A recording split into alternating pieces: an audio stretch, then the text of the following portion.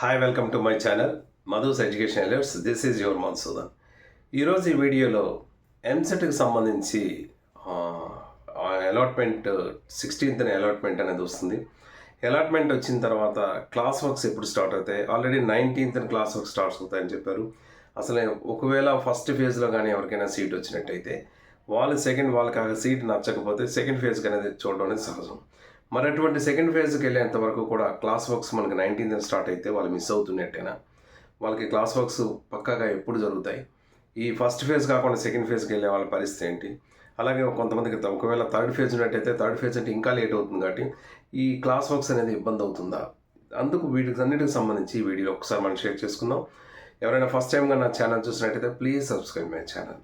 ఇక విషయంలోకి వెళ్దాం.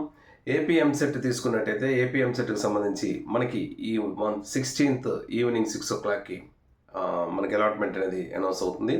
సో ఈ అలాట్మెంట్ అయిన వెంటనే నేను గత వీడియోలో కూడా చెప్పాను, అలాట్మెంట్ అయిన తర్వాత మనకి ఒక దగ్గర సీటు నచ్చినా నచ్చకపోయినా, ఆ కాలేజీ మనకు నచ్చినా నచ్చకపోయినా, బ్రాంచ్ నచ్చినా నచ్చకపోయినా, first you have to report at that college. ఆ కాలేజీకి వెళ్ళి మనం రిపోర్ట్ అవ్వాలి. అవ్వడం వల్ల మనకి అడ్వాంటేజ్ ఏమిటి అంటే ఆ సీట్ అనేది మీకు ముందు కన్ఫర్మ్ అవుతుంది. ఫస్ట్ ఫేజ్లో వచ్చిన మీకు సీట్ అనేది మీ సీటుగానే అది ఉంటుంది. ఇక నెక్స్ట్ మీకు ఆ కాలేజీ నచ్చకపోయినా, బ్రాంచ్ నచ్చకపోయినా మీరు రెండో ఆప్షన్ కింద సెకండ్ ఫేజ్లో మళ్ళీ ట్రై చేస్తారు. మళ్ళీ సేమ్ వెబ్ ఆప్షన్స్ పెట్టుకుంటారు. వెబ్ ఆప్షన్స్ పెట్టుకొని మనం ట్రై చేస్తాం. ఖచ్చితంగా మనకు రెండో ఆప్షన్ ట్రై చేస్తాం. అయితే ఇక్కడ సపోజ్ సెకండ్ ఫేజ్లో కానీ మనకు సీట్ వచ్చింది అనుకోండి, ఆటోమేటిక్గా ఫస్ట్ ఫేజ్లో వచ్చిన మీ సీట్ క్యాన్సిల్ అయిపోయి సెకండ్ ఫేజ్కి వెళ్ళిపోతుంది. బట్ సెకండ్ ఫేజ్లో మీకు ఒకవేళ సీట్ రాలేదనుకోండి, అప్పుడు డెఫినెట్గా ఈ ఫస్ట్ ఫేజ్లో మీకు ఉన్నటువంటి ఈ సీట్ ఉంటుంది. కానీ ఎప్పుడు ఉంటుంది? మీరు ఫస్ట్ ఫేజ్లో వచ్చిన సీట్ని మీరు రిపోర్ట్ చేసి మీది కన్ఫర్మేషన్ చేసుకున్నట్టయితే. కాబట్టి ఖచ్చితంగా రిపోర్ట్ అవ్వాలి. ఇక క్లాసెస్ విషయంకి వద్దాం.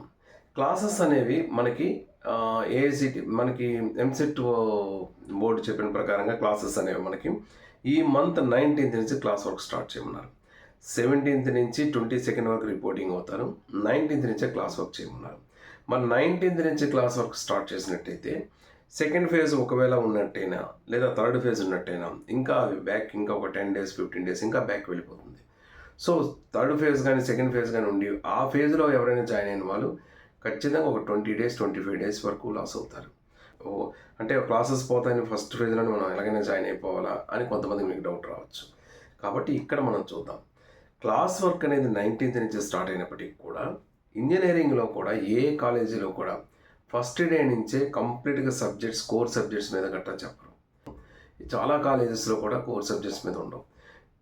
ఫస్ట్ జాయిన్ అయిన వెంటనే ఒక బ్రిడ్జ్ కోర్స్ లాగా కండక్ట్ చేస్తారు సాధారణంగా. ఎందుకంటే ఇంటర్మీడియట్లో ఉన్నటువంటి మ్యాథమెటిక్స్, ఇంటర్మీడియట్లో ఉన్నటువంటి ఫిజిక్స్, ఇంటర్మీడియట్లో ఉన్నటువంటి కెమిస్ట్రీ, ఈ 3 సబ్జెక్ట్స్ కూడా మీకు ఇంజనీరింగ్ ఫస్ట్ ఇయర్లో ఉంటాయి.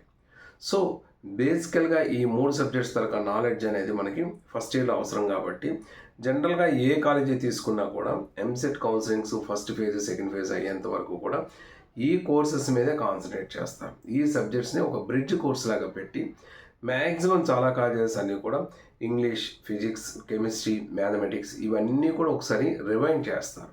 అంటే మీరు ఇంటర్మీడియట్లో నేర్చుకున్న సబ్జెక్టే మరొకసారి రివిజన్ చేయడం అనేది జరుగుతుంది. ఇలా చేయడం వల్ల అడ్వాంటేజ్ ఏంటంటే మీకు క్లాస్ వర్క్ అవుతున్న ఫీలింగ్ వస్తుంది, కాలేజీ వాతావరణంకి అలవాటు పడతారు.